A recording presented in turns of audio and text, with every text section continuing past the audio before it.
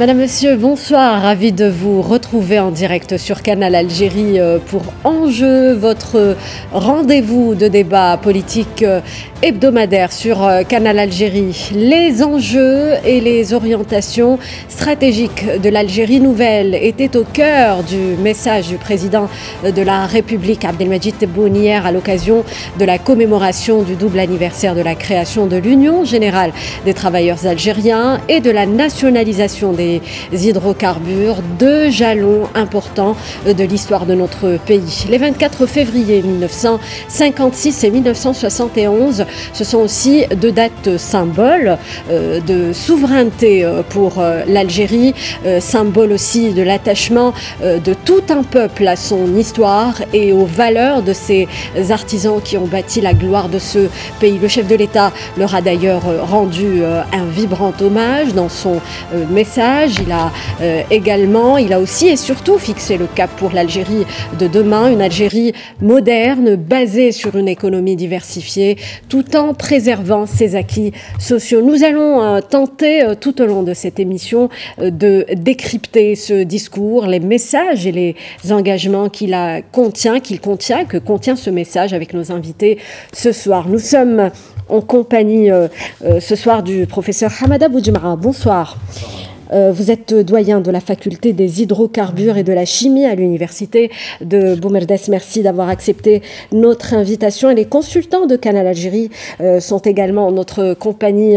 Abdelkader Soufi, politologue spécialiste des questions sécuritaires et stratégiques, et Sami Qaidi, journaliste au quotidien Moudjahid. Bienvenue à vous, messieurs. Je le disais, il est question de commémorer un double anniversaire, 69 ans depuis la création de l'UGTA et 54 ans depuis la nationalisation des hydrocarbures. Plus d'un demi-siècle après, il semble que les objectifs pour le président de la République sont tracés, n'est-ce pas, Samir Qaidi?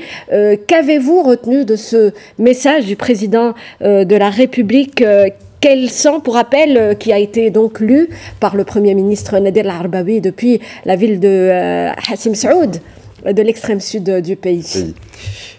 Effectivement, voyez-vous, chère Madame Boukhari, lors de son discours à la nation, lu par le Premier ministre, le président de la République, Abdelmadjid Tebboune, a réaffirmé l'impérieuse nécessité de poursuivre la diversification de notre économie hors hydrocarbures comme orientation stratégique pour la nation, et ce pour que les générations montantes puissent avoir leur part des richesses naturelles de notre pays. Lors de son discours, il a aussi mis l'accent sur le fait que cette ressource, qui est aussi des fois humaine, peut être cette créatrice de richesse. On le voit bien aussi avec cette jeunesse qui a toujours relevé les défis pour construire une Algérie plus forte, et l'Algérie nouvelle s'inscrit dans la droite ligne de cette Algérie qui a toujours relevé avec brio ces défis. Et effectivement, on voit bien que ce point focal figurait en pole position du discours du président de la République. Le président de la République a également adresser un message aux travailleurs et travailleuses, car effectivement, comme vous l'avez bien rappelé, c'est le double anniversaire, tant de la nationalisation des hydrocarbures, mais également de la création de l'Union générale des travailleurs algériens, donc le syndicat national. Il est intéressant de rappeler aussi qu'à cet effet, le président Tebboune a rappelé que l'État se prêtait garant pour consolider les acquis sociaux et pour également renforcer les conditions de vie des travailleurs, travailleuses et les conditions de travail avant tout. Alors le président de la République, vous l'avez dit, Samir Qaidi. Un autre point important, c'est qu'il a salué aussi les travailleurs du secteur des hydrocarbures pour leur rôle déterminant, tant ceux qui, dans les années 70, ont relevé un défi avec brio, celui de la nationalisation des hydrocarbures, mais également les cadres actuels qui poursuivent les défis de l'heure. On a pu bien le voir avec les inaugurations récentes des différentes stations de dessalement d'eau de mer. L'Algérie poursuit ses défis, et les défis du XXIe siècle ressemblent à ceux d'hier. Vous l'avez dit, Samir Qaïdi, donc le président de la République mise sur les ressources humaines de ce pays pour les prochaines étapes. Abdelkader Soufi, il est important de rappeler qu'il s'agit de deux événements historiques très importants dans l'histoire de l'Algérie. Il s'agit donc de véritables tournants pour l'Algérie et pour ce qu'est devenu l'Algérie aujourd'hui. Ils ont donné clairement naissance à la souveraineté, à la notion de souveraineté sur les richesses énergétiques de l'Algérie, mais également la création de l'Union générale des travailleurs algériens. Absolument. Oui. Déjà, deux grands événements.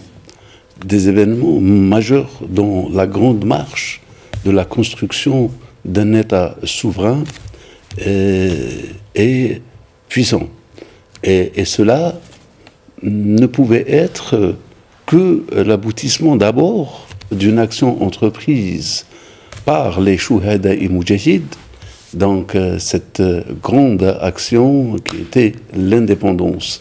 Et cette indépendance, donc souveraineté politique, ne pouvait avoir lieu et avoir ses lettres de noblesse que si elle était et elle avait sa souveraineté économique. Oui. Sa souveraineté économique passait par d'autres défis beaucoup plus importants, notamment donc cette souveraineté énergétique qui venait justement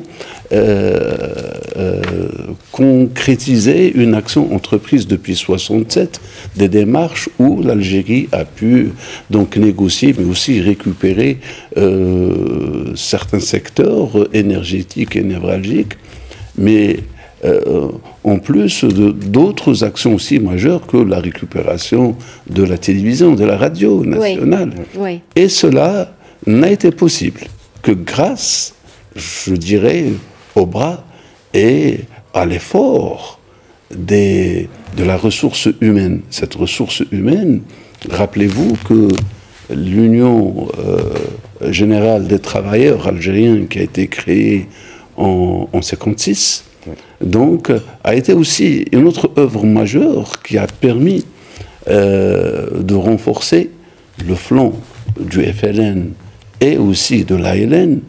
Après l'indépendance, ça a été une autre révolution, une autre action que de compléter la vacance créée, j'allais dire d'une façon délibérée par les Français. Il faut dire que cette œuvre n'a pas été facile, car dans beaucoup de secteurs, beaucoup de choses ont été détruites, que ce soit du matériel ou de la documentation, pour voir à quel point le défi était grand et il a été relevé. Justement, le président de la République, Abdelkader Soufi, a rendu un vibrant hommage à ces hommes et à ces femmes qui ont quelque part façonné l'histoire. Il a évoqué justement les noms de ces hommes, de ces artisans qui ont justement pris le courage. Il fallait du courage à l'époque parce que la création de l'UGT s'est faite pendant la lutte de libération nationale et la nationalisation des hydrocarbures a été annoncée quelques années après l'indépendance. Il fallait du courage pour ces personnalités de prendre de telles décisions. Absolument. D'ailleurs, l'hommage qui a été rendu par le président de la République aux travailleurs du secteur de l'énergie n'est qu'un moyen, une fenêtre à travers laquelle il saluait l'ensemble de l'œuvre des travailleurs algériens dans tous les secteurs. Regardez aujourd'hui, nous avons Sonatrach qui est un géant de l'énergie mondiale. Un pilier. C'est la plus grande société en Afrique et parmi les plus grandes au monde. En Méditerranée. Celle-ci, regardez comment elle a commencé, ce qu'elle est devenue aujourd'hui. Non seulement elle a pu donc relever les défis, mais aujourd'hui, elle est devenue productrice de technologie, productrice d'énergie et concurrente dans ce secteur, que ce soit en Algérie ou ailleurs. Ce n'est qu'une remise minimale que de dire à ces gens qui ont pu relever le défi, Bravo. D'ailleurs, on en profite, nous aussi, à travers ce plateau, pour leur rendre hommage. Alors, Monsieur Boudjema Hamada, vous êtes donc, je rappelle que vous êtes doyen de la faculté des hydrocarbures et de la chimie à l'université de Boumerdès. Vous évoluez dans le secteur des hydrocarbures. Que représente pour vous une telle date, le 24 février 1956 et le 24 février 1971? Ce sont des dates historiques tout d'abord. Ce sont des événements importants pour l'Algérie qui a traversé des périodes différentes depuis la lutte armée jusqu'à aujourd'hui. Donc la création du GTA était un événement important pour la communauté des travailleurs algériens pour recouvrir leurs droits au même titre que leurs homologues européens et autres. Oui. N'oublions pas que le GTA a participé au financement de la révolution algérienne par des cotisations. C'est quand même une source de financement assez importante. Le GTA a participé à toutes les étapes d'évolution et de développement de l'Algérie, y compris la décennie noire, où, grâce à l'GTA, que beaucoup de choses se sont restées stables, sans aucune difficulté. Donc le travailleur algérien, même à l'époque, a contribué... Politiquement, il est politiquement, bien sûr... oui, bien sûr, souveraineté. La souveraineté, il est politiquement bien équipé, donc pour prendre en charge un certain nombre de problèmes sociaux. Et... bien sûr, une fois l'indépendance acquise, donc il fallait recouvrer la souveraineté sur ces richesses, oui, parce que ce sont les éléments importants, et c'est pour cela que la France voulait séparer la partie nord du sud, parce qu'en 1956, elle a découvert donc des gisements de pétrole et de gaz Hassim Saïd. Elle voulait séparer l'Algérie en deux parties, chose qui n'a pas été, bien sûr, finalisée. Donc tout part d'âpres négociations qui ont été menées à l'époque. D'âpres négociations. Diplomatiques, sur le plan diplomatique. Bien sûr. Et l'événement donc de 24 février 1961, c'était un événement important qui a entouré de beaucoup d'éléments sur le plan sécuritaire, sur le plan diplomatique, sur le plan politique et sur le plan technique. Oui. C'est pas quelque chose de facile. Avec une poignée donc d'ingénieurs et techniciens algériens qui ne dépassent pas une cinquantaine de personnes, oui, qui ont pu relever ce défi-là. Ils ont pu maintenir l'outil de production en continuité. Toutes les installations fonctionnent à 100%. Et ça a été un défi important dans une conjoncture internationale assez difficile. Oui. Donc, pourquoi il y a des exemples ailleurs, en Iran, où la tentative de nationalisation a été l'objet donc d'un coup d'État et le président a été déchu donc à cause de ça par les compagnies pétrolières qui utilisaient. Donc il y a eu un contexte économique très difficile à l'époque. Non seulement économique mais politique aussi. Politique aussi, Abdelkader Soufi. Samir Khaïdi, vous voulez... Oui, effectivement, c'est très juste. L'ancien président de la République, Feu Houari Boumediene, a réussi là où l'ancien Premier ministre iranien Mossadegh avait échoué en nationalisant avec brio voilà exactement nos hydrocarbures. Ce fut un défi de taille et extrêmement difficile car le colonisateur français a tout fait pour que cette opération échoue et je pense qu'il faut saluer le courage de nombreux hommes comme ces hommes de l'ombre tels que Rachid Tebti, Cherif Gellel, oui, Saoud Zeggar qui ont joué un rôle déterminant aussi dans l'ombre. Et à travers leurs témoignages, on sent cette volonté de ces hommes, de ces travailleurs à l'époque dans le secteur de l'hydrocarbure, de relever les défis. C'est-à-dire aussi pour la création de l'UGTA. Il faut rappeler que Issa Tedir est mort shahid. Il a combattu en consentant au sacrifice suprême pour que vive l'Algérie libre et indépendante. Et effectivement, c'est ce sacrifice-là qui est aussi également à l'origine de la création de l'UGTA. Pour revenir aussi à la nationalisation des hydrocarbures, c'est quelque chose d'extrêmement fondamental. On le voit aujourd'hui en Afrique, où il y a un regain particulier de souverainisme et où les jeunesses africaines sont en train de mener un combat, j'ai envie de dire, juste et salutaire pour recouvrir à leur souveraineté nationale. L'Algérie a compris très rapidement que la souveraineté politique devait s'accompagner avec la souveraineté économique et on voit bien que très rapidement l'Algérie, peu après son indépendance, a adopté le dinar algérien qui est aussi un instrument de souveraineté. Oui. La nationalisation aussi des mines, comme M. Soufi l'avait évoqué auparavant. Et il faut rappeler que lors de son discours d'hier, le président de la République République avait également rendu un vibrant hommage à l'ancien président Houari Boumediene, Houari Boumediene, en disant, je cite, que le 24 février 71, c'est un chaînon complémentaire à l'esprit d'émancipation et la consécration de l'indépendance nationale totale. Je dis bien totale. Alors, est-ce qu'il y a eu une adhésion totale à l'époque, dans les années 70, monsieur Sofi? Oui, absolument. Moi, ce que je voulais dire, que cette nationalisation a été une situation nouvelle pour l'Algérie, pour justement la jeunesse algérienne et aussi pour les professionnels du métier. Et cette situation nouvelle a posé une question exceptionnelle. Oui. Qu'est-ce qu'il faut faire?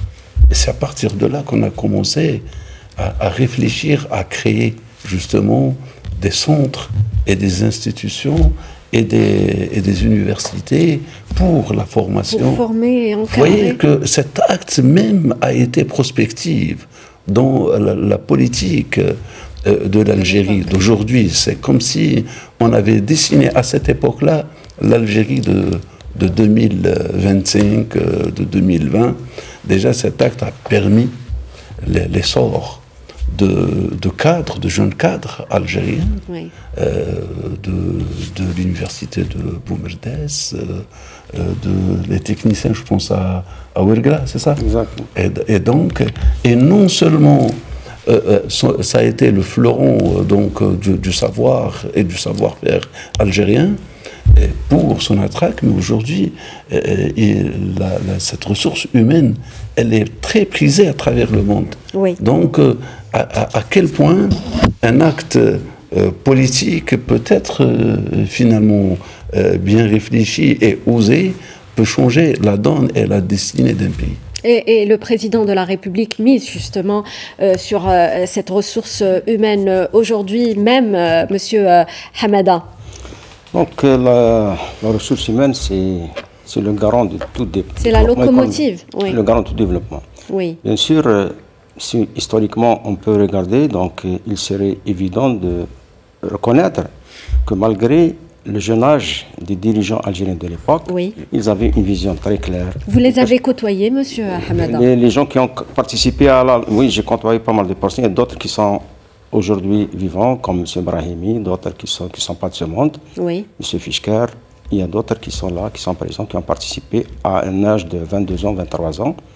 Il y a ceux qui ont été au service national, qui ont été affectés à Hassim Salah Salman, Oui. et ceux qui ont pris les rênes donc, de l'industrie pétrolière à l'époque. Il fallait du courage. Il fallait du courage, il faut être armé, un amour de la patrie tout d'abord. Passion, Oui. oui. C'est ça le plus important.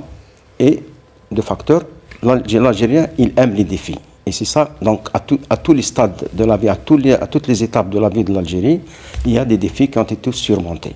Oui. Et je pense aujourd'hui que mon collègue vient de soulever, bien sûr, la ressource humaine est importante. Pourquoi? Parce que, sachant pertinemment que les sources financières, plutôt les sources énergétiques et minières de l'Algérie, sont les seules sources financières pour l'État algérien.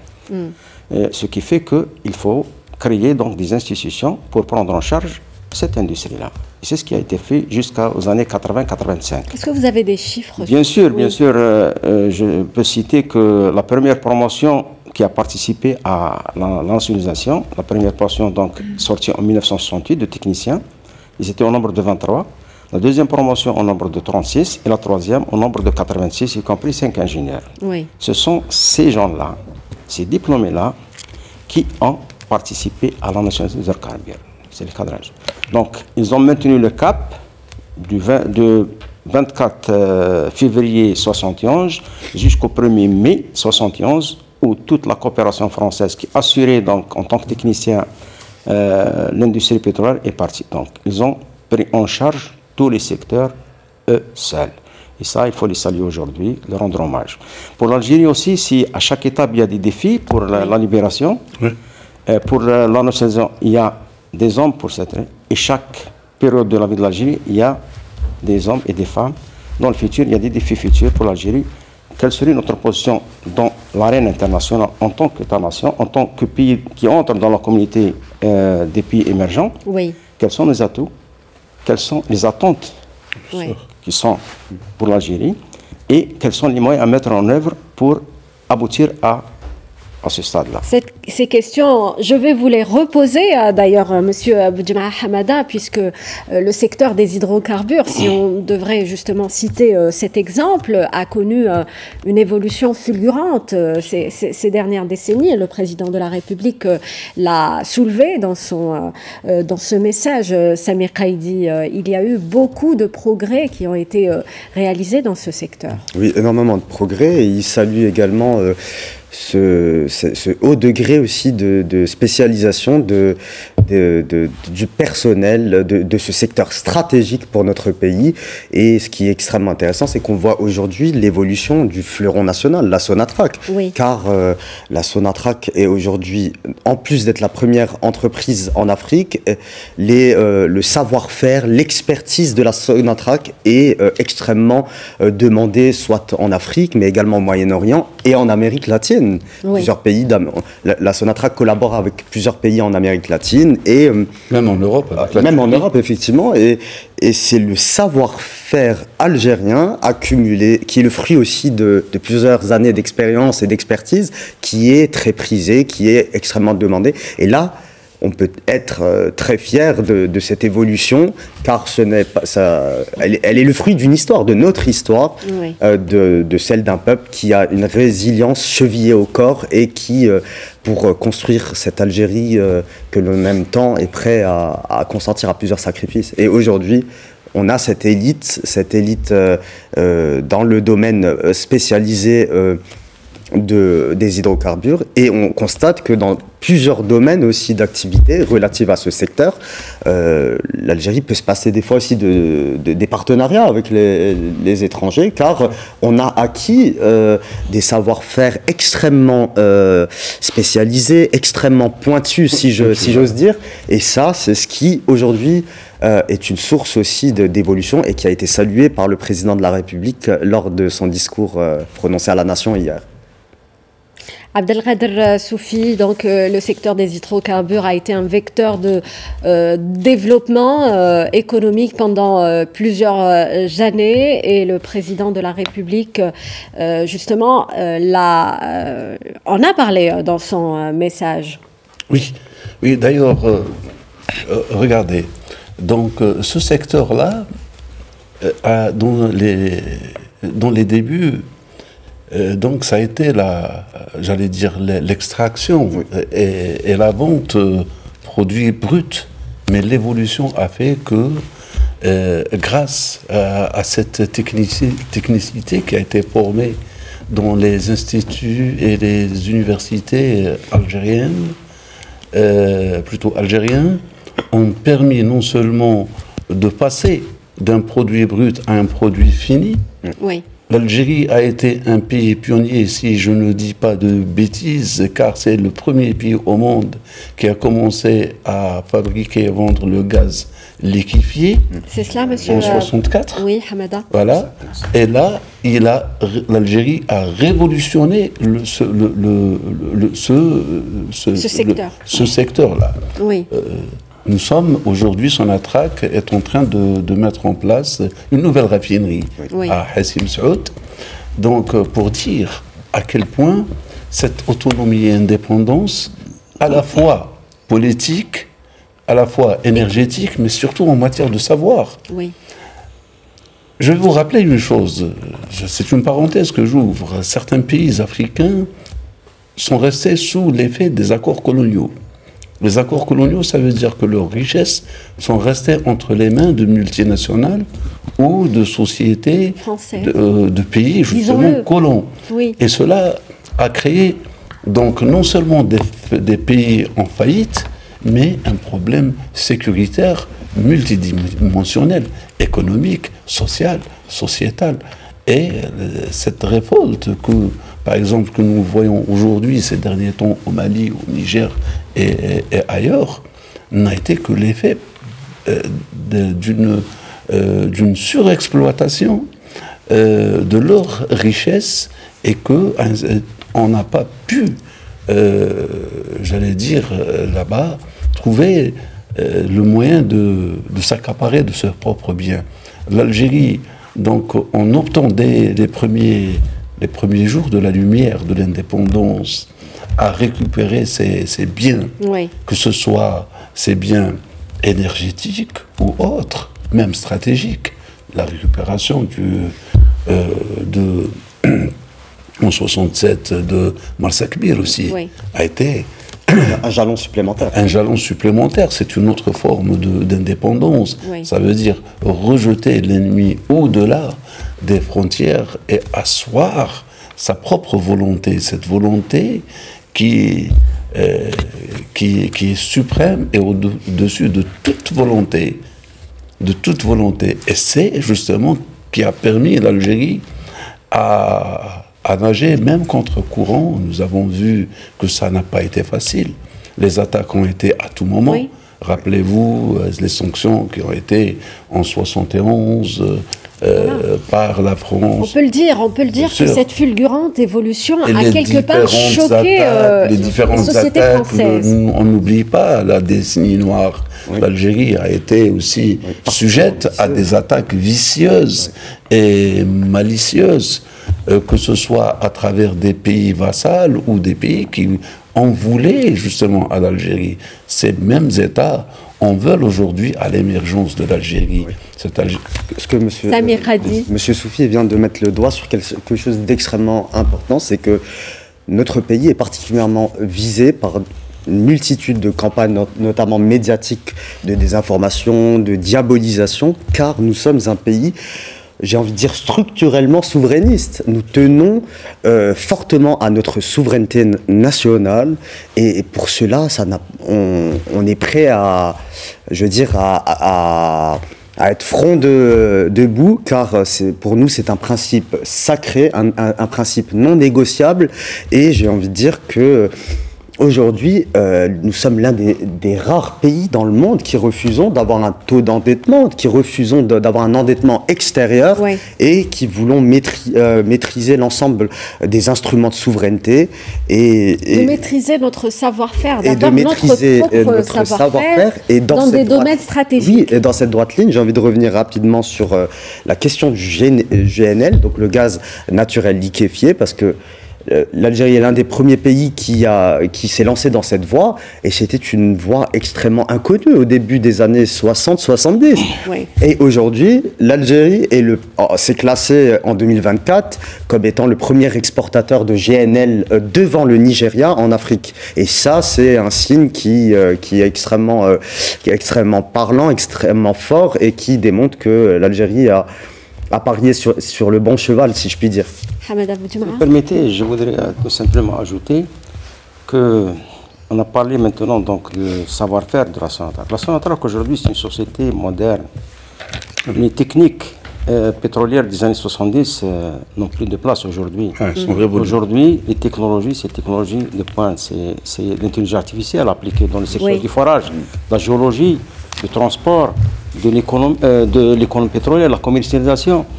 Donc, le contrôle des pipes, par quel moyen peut-on contrôler les pipes? Les drones, la technologie spatiale. Donc, tout ça, c'est inclus dans les technologies pétrolières et gazières. Donc, l'Algérie, qui a tant œuvré pour avoir cette souveraineté, cette expertise depuis une soixantaine d'années, et aujourd'hui, l'exemple clair et réussi dans ce domaine-là. Toute l'Afrique veut implémenter l'expérience algérienne. C'est pour cela que tous les partenaires africains aujourd'hui sollicitent l'Algérie Oui. pour l'accompagner, pour l'encadrer à asseoir une industrie pétrolière et gazière dans leurs pays respectifs. Ça, c'est une chose. Oui.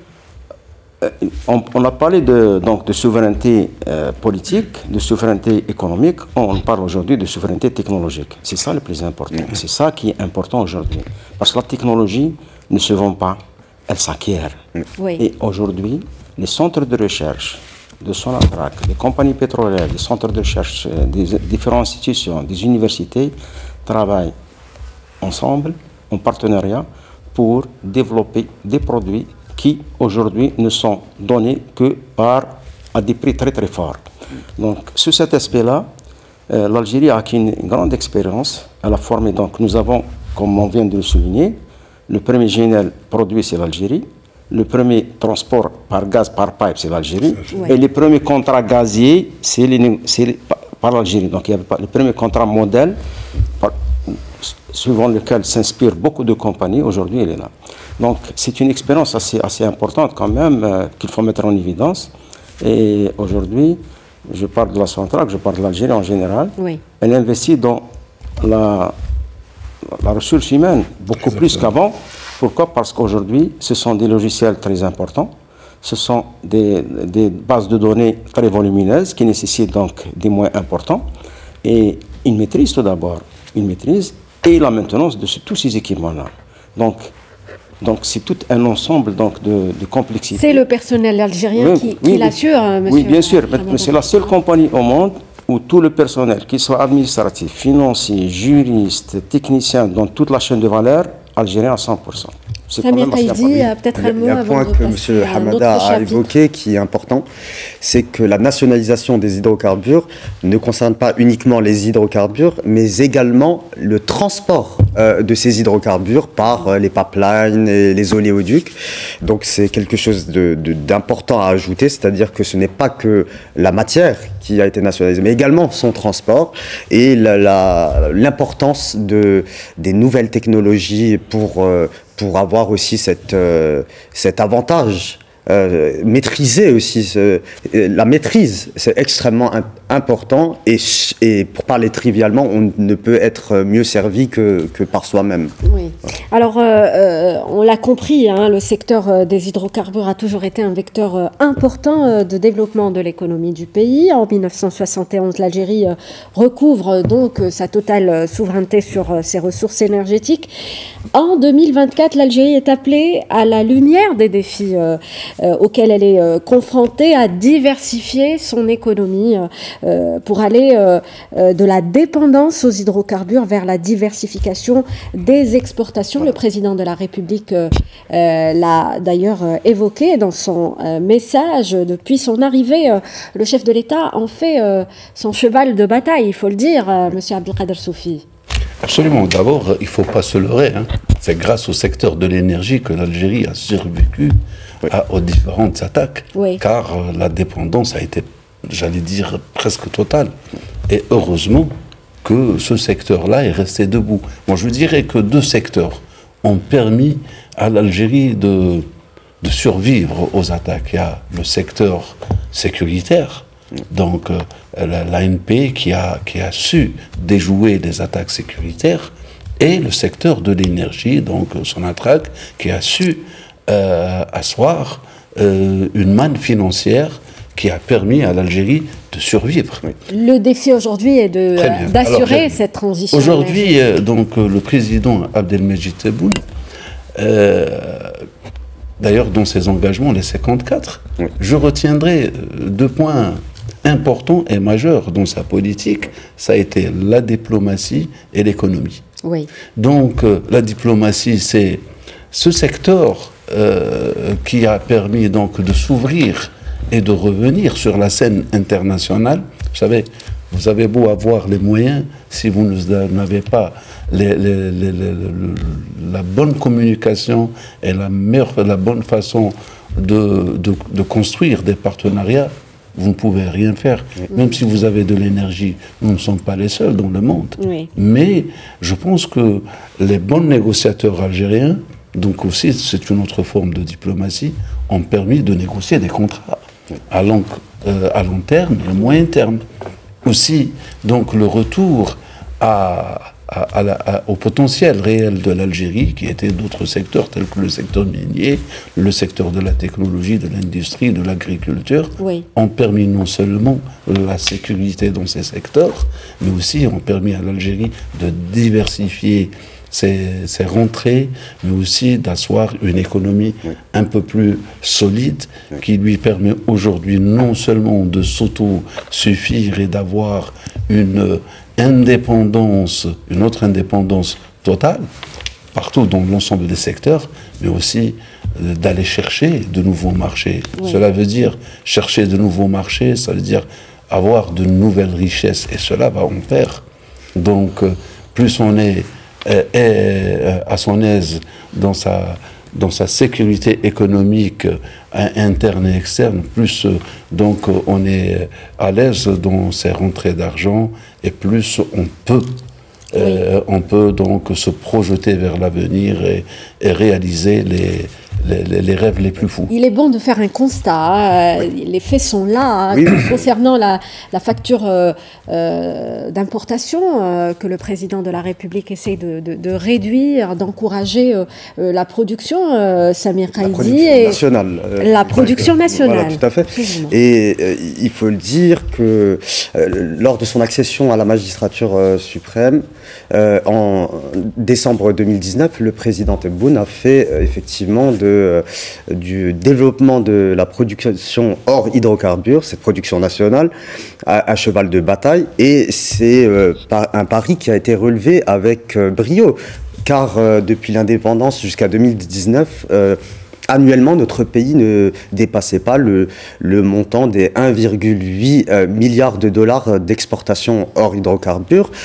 De 2019 à 2024, ce taux a été multiplié par plus de 4 et on constate que dans plusieurs secteurs, il y a un boom de la production nationale, que ce soit sur le plan agricole, mais également de la production pharmaceutique. Oui. Et aujourd'hui, on voit effectivement de nombreux partenariats, de nombreux investisseurs étrangers qui sont prêts à investir massivement dans ces secteurs-là. Il y a des investissements qui arrivent à maturité. Ça veut dire une autre... Voilà, et il faut rappeler aussi, par exemple, un investissement stratégique dans notre Grand Sud, celui qu'une compagnie italienne veut faire dans la wilaya de Timimoun, un investissement qui s'inscrit dans le cadre du plan Mattei et qui dépasse les 400 millions d'euros. C'est un bon signe, hein, le fait que les investisseurs étrangers s'intéressent à d'autres secteurs que celui de l'énergie, monsieur Boudiama Hamada. Donc,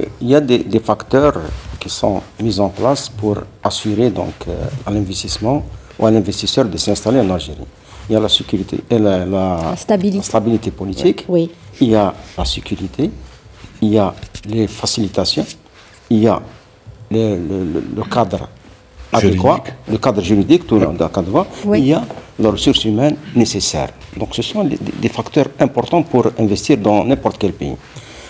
Tout simplement, je voudrais ajouter que si on remarque la manne pétrolière de l'Algérie, c'est elle qui, dans les années 70, représentait 98% du budget de l'État, la fiscalité. Aujourd'hui, nous sommes à 60%, peut-être encore moins. Si on prend le cas de la Norvège, qui a 14%, la Russie 15%, c'est pour ça que toutes les sanctions sur la Russie n'ont aucun effet sur le plan économique parce que les sources énergétiques ne représentent que 15% d'entre elles. Donc, l'Algérie œuvre dans ce sens-là, à diversifier son économie, à ne pas dépendre uniquement des hydrocarbures, de la vente, plutôt prendre une partie de ces hydrocarbures-là pour les transformer, pour avoir une plus-value importante, développer des secteurs d'activité et créant d'autres, créer de la richesse, créant de l'emploi. Donc, c'est un secteur assez important et c'est pour le développer, il faut mettre en œuvre tout ça. La chose qui nous reste, possible, justement, parce pourquoi l'équation algérienne aujourd'hui, l'équation algérienne aussi, c'est un mirage. Nous avons une croissance de consommation en gaz et électricité qui augmente chaque année, croissante. Nous avons des contrats gaziers et pétroliers à honorer avec nos partenaires internationaux. Et nous devrons maintenir donc une certaine partie pour la transformer, pour développer donc d'autres secteurs auxiliaires. Et il y a le secteur aussi des énergies renouvelables. Oui. Donc, et l'énergie verte. Et la transition énergétique aussi qu'il faut développer en même temps. Pourquoi? Parce que nous devons être au rendez-vous dans les années 40, dans les années 50, 2040-2050, et avoir sa place qui aujourd'hui, l'Algérie doit la maintenir en tant qu'acteur géostratégique dans la région. Et ça, ce qui est important.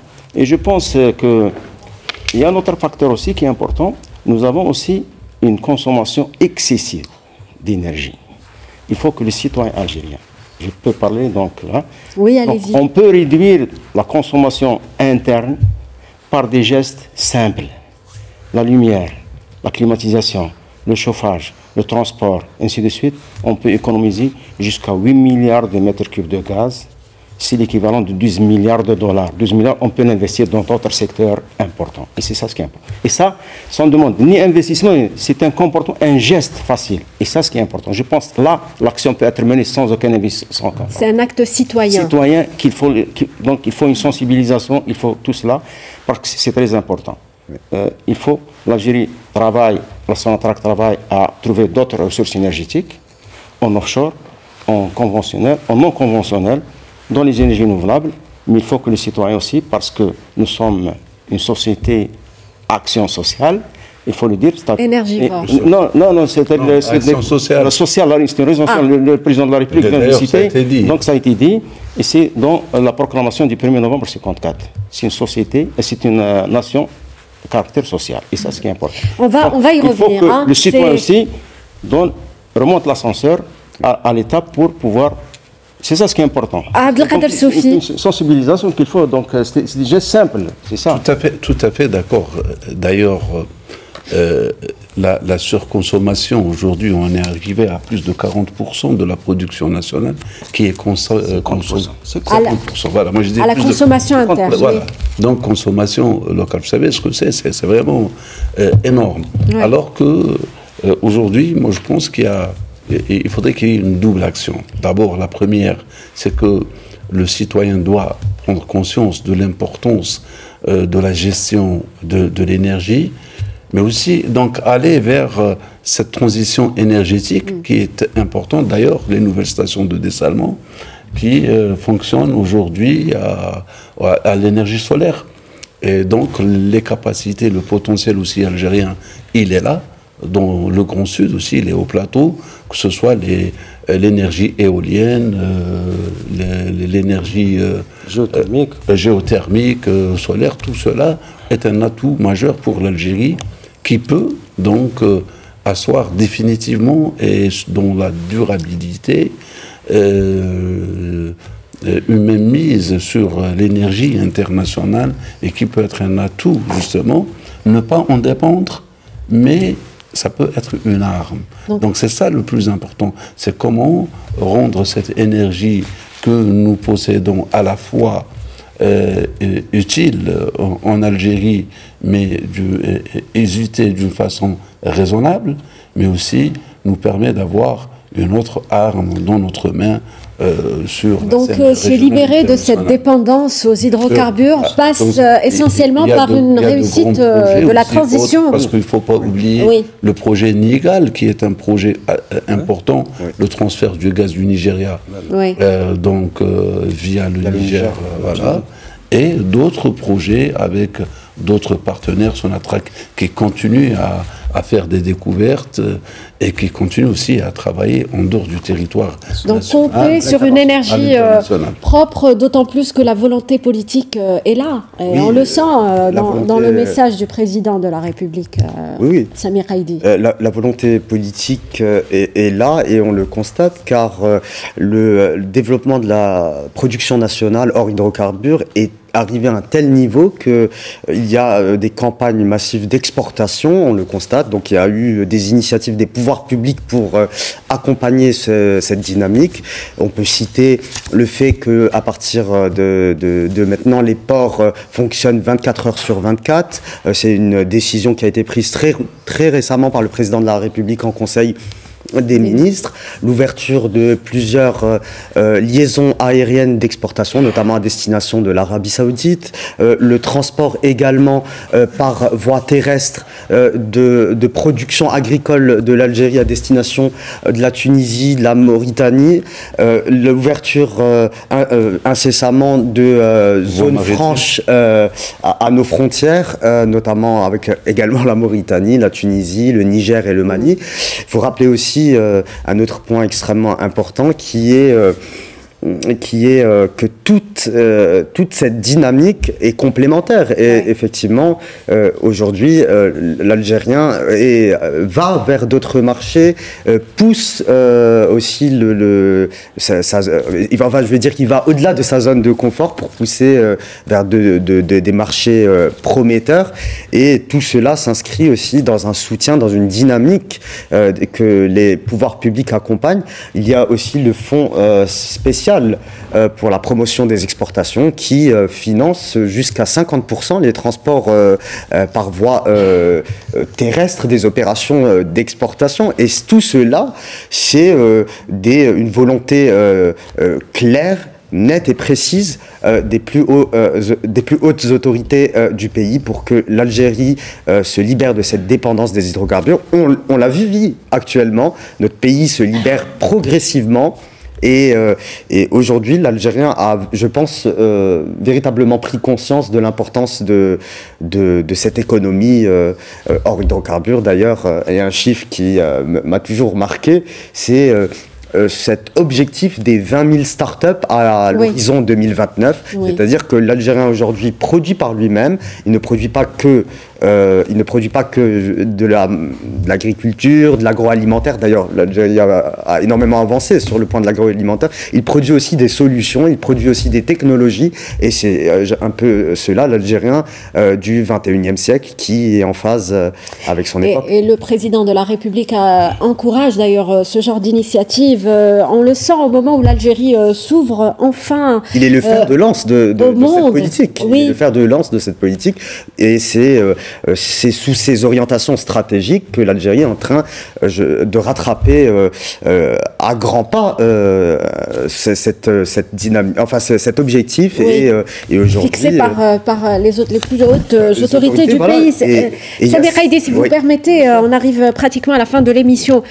Vous voulez rajouter juste un passage. Vous savez que nous avons dit la conjugaison de l'effort de la ressource humaine, l'acquisition de la technologie avec l'énergie permis de diversifier les produits finis à partir du pétrole, à partir du gaz. Vous savez, certains pays qui ne produisent pas le pétrole, je citerai la Suisse, un tout petit pays, mais qui arrive à transformer plus de 3000 produits à partir du pétrole. Oui. C'est ça les grands défis. C'est arriver justement à avoir une mainmise totale sur les différents produits. Oui. Le président de la République a d'ailleurs parlé des sur cet aspect-là, manufacturières. Il y a déjà des projets qui sont déjà lancés par la Sonatrach pour la production de polypropylène ici en Algérie, en partenariat avec la Turquie. C'est une demande assez importante.